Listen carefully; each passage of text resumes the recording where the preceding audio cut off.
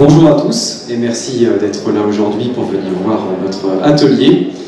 Alors, je m'appelle Béranger Boslu, je suis ingénieur commercial, je suis en charge donc de présenter les projets e-photo à notre clientèle. Je suis accompagné aujourd'hui de Martin Malapert qui est chef de projet production chez nous, de Frédéric Sanui qui est CEO Activo, c'est le titre que j'ai dans la présentation. On va dire PDG. Et de Malika Keshish, qui est Executive Director chez Activo. Alors, on va commencer par une présentation de la solution, vous présenter à quoi ressemble e-photo, et puis après Martin interviendra. Hop. Alors, e-photo. E-photo, c'est une solution full web, donc qui s'ouvre depuis un navigateur. Peu importe le navigateur, vous allez pouvoir utiliser Chrome, Firefox, j'allais dire Internet Explorer, mais ce n'est plus le cas. Edge, aujourd'hui la version Chromium. Alors, donc une URL personnalisée. Lorsque vous arrivez sur la solution vous demande un identifiant et un mot de passe. Et en fonction de cet identifiant et ce mot de passe, vous allez pouvoir faire plus ou moins de choses. Là, la gestion des comptes est locale, bien entendu, on peut synchroniser avec vos annuaires d'entreprise, les SSO, etc. Trois grandes parties fonctionnelles dans la solution. Vous avez la partie recherchée ici qui permet, comme son nom l'indique, de lancer des recherches. Vous avez la partie projet ici qui permet donc de faire des paniers de médias, de les sauvegarder et de les diffuser. J'y reviendrai tout à l'heure. Vous avez la partie éditer, c'est ici que vous allez déposer vos médias, vos photos, vos vidéos, vos documents bureautiques, tout ce qui incombe à votre métier, et vous allez donc les indexer. Je ne ferai pas cette partie-là aujourd'hui, dans le temps qui nous est imparti. Et vous avez ici l'administration. Donc l'administration, c'est ici que vous allez faire tous les réglages de la solution. Gestion des comptes utilisateurs, création de votre langage documentaire avec la création donc, des champs descriptifs, mise en place de filigranes pour la sécurité. Et ici, vous avez ce qu'on appelle le store. Derrière ce store, en fait, vous avez des applications qui sont incluses dans votre offre, dans l'offre e-photo, qui permettent d'utiliser e-photo ailleurs que simplement dans un navigateur. Donc, vous avez les applications mobiles, iPhone, Android. Vous avez l'intégration dans la suite Adobe avec des modules pour Photoshop, InDesign, Illustrator. Vous avez aussi des modules pour intégrer e-photo dans la suite Office, avec des modules pour Word, PowerPoint, Outlook, Excel. Et vous avez aussi des modules pour vous intégrer à des CMS, et notamment les plus connus, qui sont donc Drupal et WordPress. Alors, comme je disais, l'indexation, je ne vais pas la faire aujourd'hui. Pour résumer, c'est très simple. Vous déposez vos médias sur cette interface. Tout se fait en glisser-déposer. Vous pouvez mettre des mots-clés, des champs descriptifs. Vous allez même pouvoir jouer avec la reconnaissance faciale si vous le souhaitez, ainsi que la géolocalisation. Un autre point important lors de l'indexation, vous avez la possibilité donc, de planifier donc, des tâches sur les médias permettant d'indiquer une date de fin de droit lorsque vous avez les droits limités dans le temps. Et bien sûr d'ajouter des pièces jointes, et notamment des contrats de cession de droit si vous le souhaitez directement lors de l'indexation. Ici, vous avez la partie recherchée. Donc la partie recherchée, elle est très simple. Vous avez la possibilité donc, de lancer des recherches simplement en commençant à marquer des lettres dans le moteur de recherche plein texte. Et donc, vous avez les recherches qui sont effectuées ici. Tout est dynamique dans e-photo. La grille est fluide. Vous allez pouvoir choisir les dimensions de votre galerie ici. Dans les autres fonctions de recherche, vous avez la possibilité de cliquer directement sur vos mots-clés. Vous avez la recherche qui apparaît. Vous avez ici une recherche avancée, vous pouvez croiser tous les éléments qui ont été renseignés dans la solution. Vous retrouverez ici la reconnaissance faciale, il n'y a pas de visage détecté dans cet espace de démo, mais sinon c'est ici que vous retrouviez tous les visages.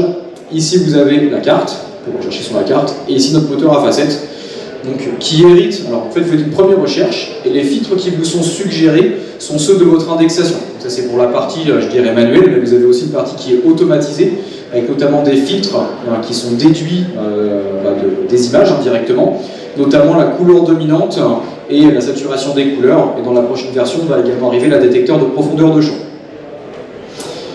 Alors, suite à la création d'un panier, on peut donc les sauvegarder sur ce que nous on appelle un album dans la solution, qui au départ est personnel. Si quelqu'un d'autre se connecte avec un autre login mot de passe, il ne voit pas cette sélection. Tout le monde peut se faire une sélection.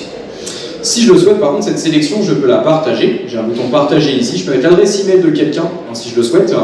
Et je peux mettre un petit commentaire. Voici la sélection de médias pour qu'on puisse travailler ensemble, par exemple, sur le catalogue 2023. Suite à ça, la personne reçoit un lien et elle peut accéder donc, à cet environnement. Si la personne a un compte dans e-photo, donc cet espace devient collaboratif, Donc je peux l'autoriser à pourquoi pas modifier à son tour la sélection, la partager à son tour, et pourquoi pas la modérer si on souhaite qu'elle puisse avoir la main sur ajouter ou supprimer des utilisateurs.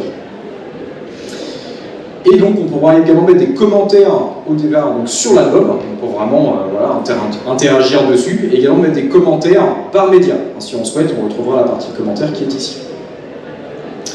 Dans les autres fonctions, on a également de la diffusion. La diffusion permet donc de créer des galeries très simples en HTML, que l'on peut intégrer sur son site internet, directement avec un petit lien HTML qui est ici. On va également pouvoir partager cette galerie sur Pinterest, LinkedIn, Twitter, Facebook, Yammer et créer des flux RSS si on le souhaite.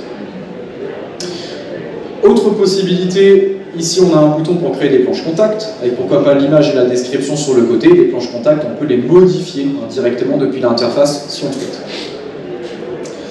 Hop. Après, je vais faire juste un dernier tour sur l'administration. Une étape importante lorsque l'on crée un DAM, c'est la gestion des droits. Forcément, on aura bien sûr des profils administrateurs qui pourront tout faire.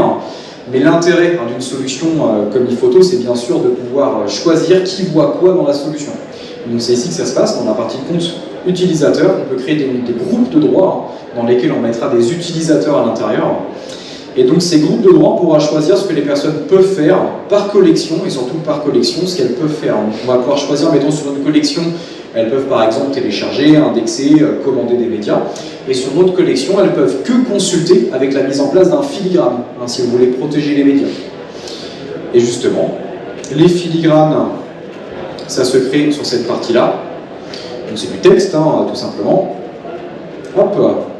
On peut choisir où est-ce que c'est situé, la taille que cela fait, est-ce que c'est en haut à gauche, en bas à droite, est-ce que c'est plus ou moins transparent.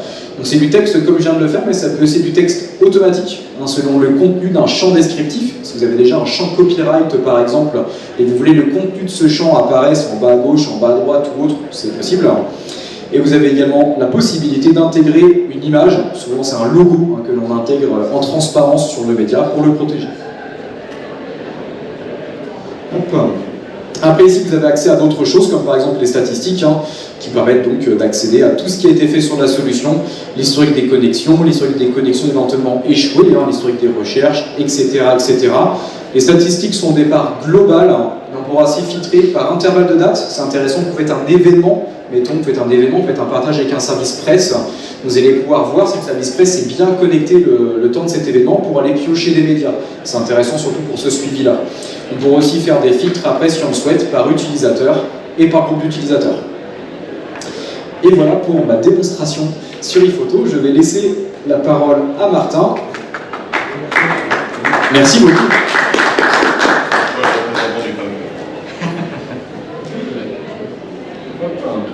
Bonjour à tous. Alors pour ma part, je vais vous présenter l'une des nouveautés 2022 de iPhoto DAM, en l'occurrence iPhoto Academy, qu'on a mis en place cette année. Alors, vous n'êtes pas sans savoir qu'on a tous travaillé à distance récemment, qu'on a été confinés, etc. Et donc, la possibilité de se former en ligne, en tout cas ce besoin-là, est devenu de plus en plus prégnant. C'est ce qu'on a aperçu chez nos clients parmi leurs besoins. Et donc, dans ce cadre, on a mis en place iPhoto Academy, que je m'en vais vous décrire tout de suite. Donc iPhoto Academy est une plateforme de e-learning qui est directement accessible depuis l'application iPhoto, donc pour tous nos clients et tout leur accès au back-office. À côté du guide qui existe déjà, des différents livrets de formation qui existent déjà pour iPhoto, c'est devenu la plateforme privilégiée d'ores et déjà de nos utilisateurs pour consulter nos vidéos de e-learning, à savoir on a deux formats aujourd'hui qui existent, ce qu'on appelle les capsules et ce qu'on appelle principalement les formations. Les capsules, en l'occurrence, ce sont de petites vidéos qui décrivent chacune des fonctionnalités du logiciel. Aujourd'hui, toute la couverture fonctionnelle du logiciel est dans iPhoto Academy et ça permet, si vous voulez, dans un usage ponctuel à nos utilisateurs, d'aller chercher, voilà, j'ai oublié comment on déposait, j'ai oublié comment on utilisait la recherche à facettes qu'a présenté Béranger, j'ai oublié comment obtenir un lien de partage. Voilà, une fonction ponctuelle, ils vont pouvoir aller directement, plutôt que de lire le guide papier, visionner une vidéo, en l'occurrence réalisée par nos documentalistes, pour se remémorer cette fonction ou tout simplement la découvrir. Aussi, l'un des besoins de nos utilisateurs, c'est d'évoluer dans leur pratique de iPhoto DAM. iPhoto, c'est une solution qui est mise en place chez nos clients pendant X années, souvent 5, 6, 8 ans, parfois 10 ans. Voilà, ePhoto existe depuis 15 ans aujourd'hui, hein, donc on a des clients qui nous sont fidèles depuis beaucoup d'années, et les rôles des utilisateurs dans ePhoto évoluent. Peut-être qu'on a été formé initialement à être un utilisateur, puis on devient un contributeur, puis peut-être un administrateur, puis peut-être un responsable d'indexation, etc.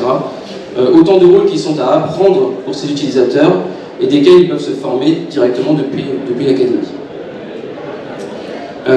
Donc ça c'est pour les capsules. Pour les formations, ce qu'on appelle nous les vidéos de formation, là c'est vraiment pensé comme un cours, si vous voulez. C'est un pan entier de la formation produit qu'on d'habitude promulgue directement sur site auprès de nos clients ou à distance, mais en tout cas directement avec eux. Là c'est un pan entier de fonctionnalités qui est décrit à travers ces vidéos-là, donc c'est une vidéo un petit peu plus longue, mais qui se destine à un usage donné. Par exemple, partager des médias. Par exemple, gérer les versions de ces médias.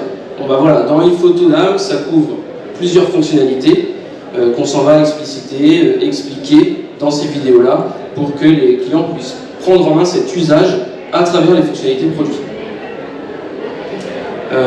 Autre usage de l'académie, qui est d'ores et déjà en ligne hein, dans tous les ePhoto aujourd'hui, c'est de présenter les nouveautés. Voilà, ePhoto DAM, c'est plus d'une mise à jour par an. Donc à cette occasion, ça nous permet de faire une vidéo explicative, une démonstration des nouveautés qu'on met en place dans le produit et que chaque client du coup peut prendre en main.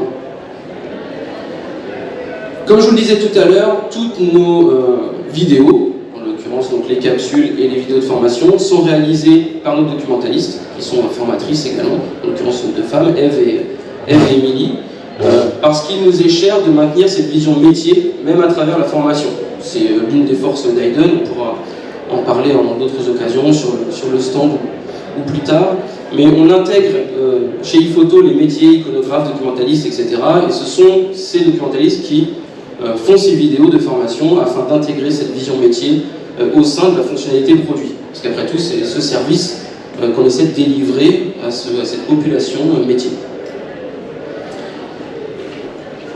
Détail technique, mais qui a son importance dans le e-learning, on a attaché un soin très particulier à la qualité des vidéos, évidemment, en termes d'image, mais surtout en termes de son. On y a mis un soin, on peut dire, extrême, je pense. On y a passé beaucoup de temps, mais à raison, pour que l'écoute prolongée, notamment des vidéos de formation dont je vous parlais, qui sont plus longues, puisse être agréable, hein, tout simplement, dans un contexte de formation, et pouvoir se concentrer sur les contenus.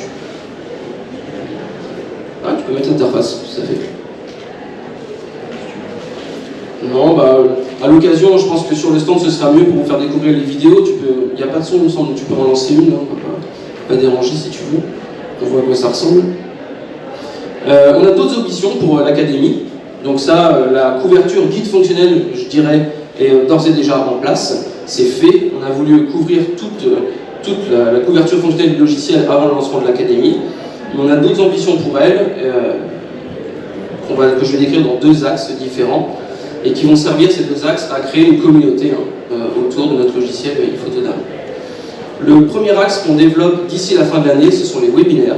C'est-à-dire que pour les utilisateurs ePhoto qui voudront y participer, nous organiserons sur des thèmes choisis, le droit à l'image, le droit de l'image, l'intelligence artificielle, je ne sais pas, l'évaluation d'un langage documentaire à intervalles réguliers, des choses comme ça. On organisera des webinaires pour apporter notre savoir et notre vision aussi en tant qu'éditeur. Donc on a une connaissance métier, on internalise, comme je l'ai dit, les métiers documentaires, et en plus on a cette vision éditeur, donc il peut être intéressant de faire partager auprès de nos clients. Ça ne vient pas de nulle part, hein. Aujourd'hui on a à peu près 350 ePhotos, en moyenne on a à peu près 30 utilisateurs par ePhoto, parfois plus, parfois moins. Ça vous donne une idée de la population métier, je dirais, qui gravite autour du logiciel, et qui nous pose régulièrement des questions sur notre point de vue, sur ces nouvelles pratiques, ces nouvelles plateformes, l'intégration de ces nouveaux usages, etc. Et comment nous, on traduit ça dans le logiciel. Bon, bah, les webinaires pourront servir notamment à partager cette connaissance et ce savoir. Deuxième axe dont je voudrais vous parler pour créer cette communauté, c'est ce qu'on pourrait appeler un club utilisateur, si vous voulez. C'est la possibilité de mettre en relation nos utilisateurs, nos clients ePhoto DAM, parfois sans notre intermédiaire d'ailleurs, enfin, voilà, pour échanger entre eux sur des bonnes pratiques, des méthodologies, des manières de mettre en place leur projet DAM, de parfois le renouveler, parfois le relancer. Voilà, de même, certain nombre de nos clients nous demandent régulièrement le contact d'autres clients Ifotodam pour bénéficier de leur expérience, échanger avec eux. Et voilà, on ne va pas s'amuser à concurrencer les associations professionnelles ou ce genre de choses, mais ça leur fait un pont, en tout cas entre eux, pour pouvoir échanger autour du produit qu'ils partagent tous au quotidien et duquel ils aimeraient pouvoir échanger avec d'autres utilisateurs sans forcément passer par nous, éditeurs. Donc la plateforme sera mise en place pour ça. Dernière chose, il y a plein de choses dans cette académie, on a beaucoup d'ambition pour ça, c'est la possibilité pour nos clients d'influer la roadmap de développement d'Ifoto. Bon, il y a plein de choses qui rentrent en compte dans la roadmap d'évolution d'un logiciel, notamment les suggestions clients, mais là ça leur fait une plateforme toute trouvée, et je pense que vous imaginez ce que j'imagine, on pourra éventuellement faire des votes, des choses comme ça, proposer des fonctionnalités et recueillir le besoin ou l'envie de chacun, les souhaits. Ouais, c'est ça. Les souhaits de chacun par rapport aux fonctionnalités que nous on propose, que eux pourraient proposer, afin voilà, tout simplement de satisfaire nos clients et d'avancer avec eux dans le métier d'iconographe, de documentaliste. Donc je vais arrêter là, je pense que vous l'avez compris, il y a deux facettes dans cette académie qu'on lance en 2022. La partie guide, ni plus ni moins, guide vidéo, e-learning de toute la couverture fonctionnelle d'Ifotodam, qui est vaste, hein. Ça comprend les plugins Adobe, ça comprend les plugins pour les CMS, toutes les fonctionnalités de management de son langage documentaire, etc. Et puis toute une partie qui commence à la fin de cette année-là, communauté. Voilà, rassembler nos clients autour de l'usage de leur logiciel, de la pratique métier qu'ils développent autour de ce logiciel pour partager la connaissance et le savoir entre tous. Je laisse la main à Activo. Merci à vous. Merci à toi.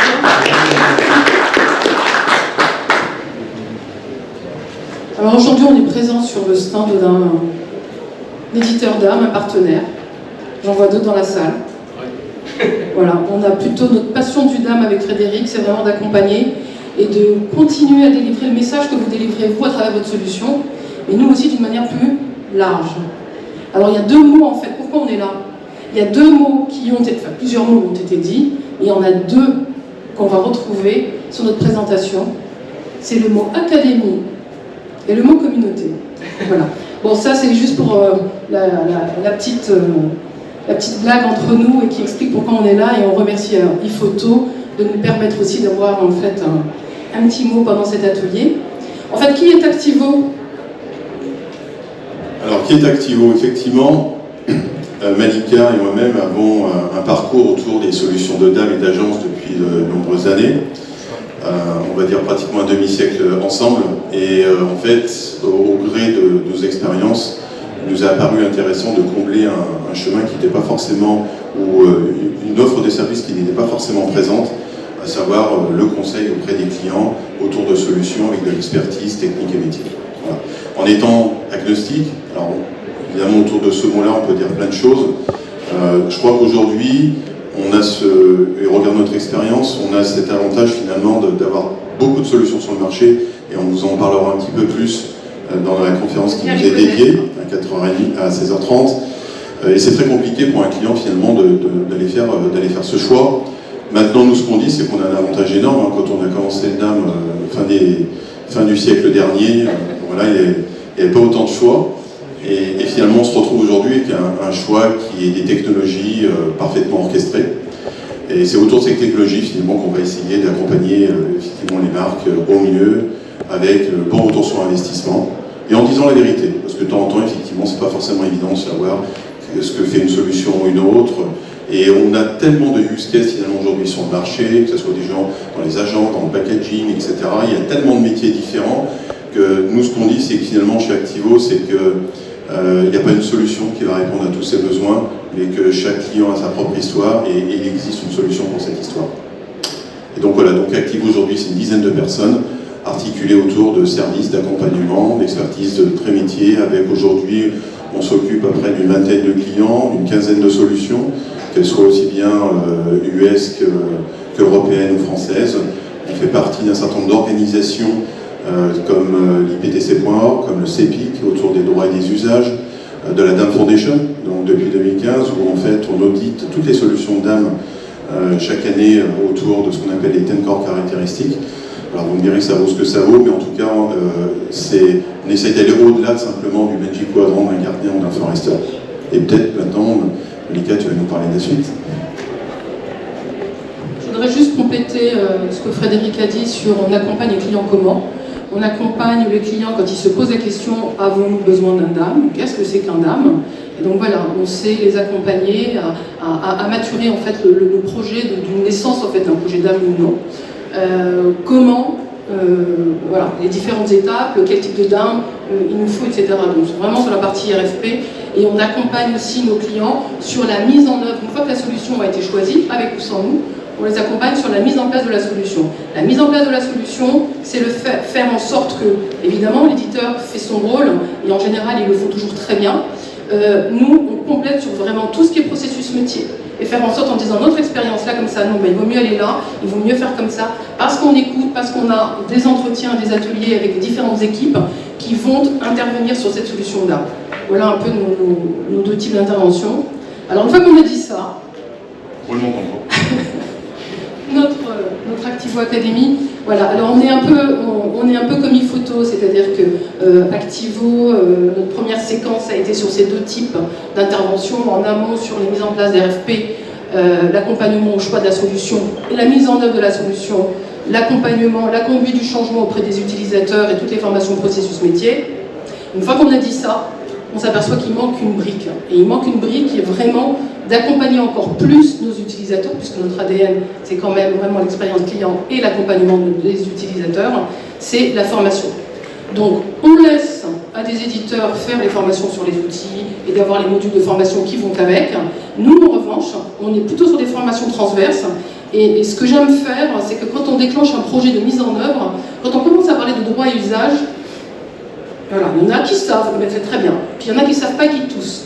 Et donc là, on leur dit, écoutez, avec une solution DAM, vous allez très vite permettre à un utilisateur d'accéder à vos médias, protégez-les. Et là, on sent qu'il y a un besoin d'accompagnement, donc c'est un exemple que je donne, mais donc du coup, on a décidé de lancer notre Activo Academy de la même manière, avec des outils, une Activo Academy digitale, sur tout ce qui est formation acculturée autour de la solution DAM, autour de l'écosystème des solutions DAM. Donc pas uniquement, voilà, d'avoir une vision globale, voilà, de participer au développement et à la promotion des offres et des solutions DAM dans le milieu des entreprises qui aujourd'hui, certaines voilà, hésitent encore, ne comprennent pas forcément la nécessité d'avoir une solution DAM. Je mets mes photos dans mon CMS, ça me suffit.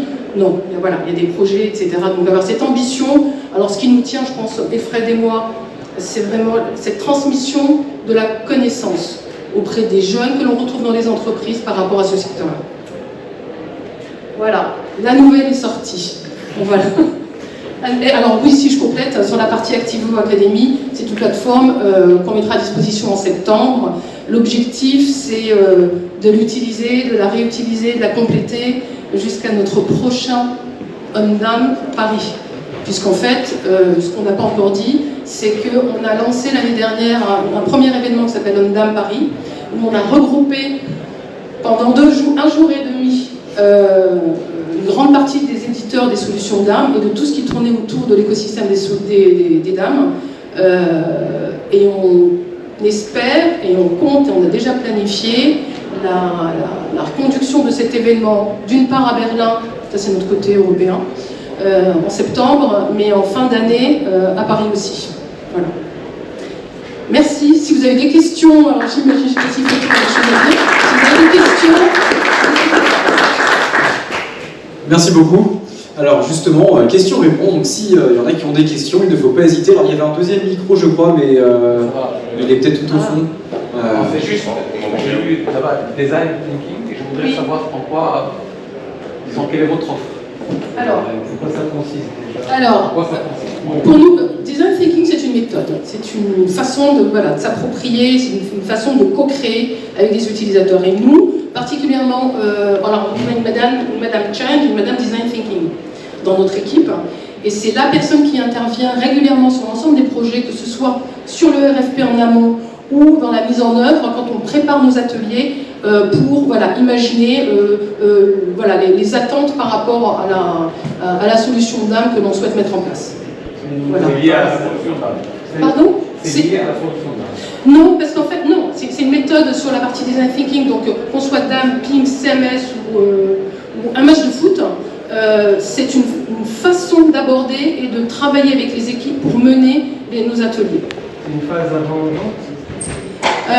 Avant mise en œuvre de la solution, après, quand on a besoin de faire en même temps des retours sur expérience, voilà, c'est une façon de faire collaborer des utilisateurs sur des ateliers plutôt fun, les nôtres, en tous les cas on essaye, parce que sinon voilà, ça embête, et qui donnent la parole, et voilà, on essaie de tirer l'état d'esprit et la connaissance, les peurs, voilà, ou les inquiétudes des utilisateurs dans nos ateliers avant de mettre une solution, avant de choisir une solution ou après. En fait, je pense que ça reprend une chose qui est importante, c'est qu'aujourd'hui, c'est pas la technologie qui va vous donner une quart d'heure d'avance, ce sont les process, les métiers et la gouvernance. Voilà. Et ça, on aime reprendre un certain nombre de responsables digitaux là, sur le marché qui l'expriment parfaitement. Donc, on les recitera tout à l'heure, mais c'est vraiment important aujourd'hui. C'est pas une technologie qui échoue. Souvent, c'est souvent un manque de ciblage. C'est un manque de. Nous, on trouve beaucoup de clients qui sont en manque de ressources. On ne démarre pas un projet digital quel qu'il soit en le confiant à 3 alternants.